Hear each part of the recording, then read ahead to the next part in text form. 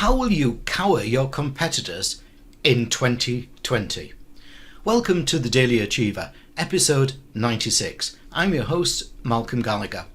Let's keep working towards making 2020 great. I say that a great way to grow a business is to steal your competitors' customers, and that's what I help many companies achieve. But the reverse is also that you don't want your competitors to steal your customers. In fact, you want your competitors to be in awe of you. I call it cowering your competitors. Coming up are 3 strategies to make them cower. Number 1, have a totally engaged team. Every single member of your team needs to know how important a customer is to both the business and to them personally.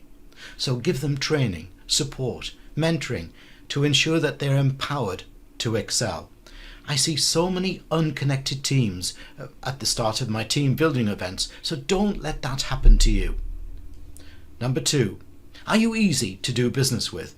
Quite simply, a customer will only do business with you and recommend you if you are easy to do business with. So, have you stapled yourself to an order recently or walked through your business process?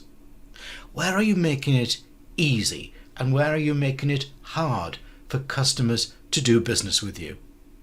Get an outside fresh pair of eyes as you may be missing an obstacle. My Make Great audit can be your answer.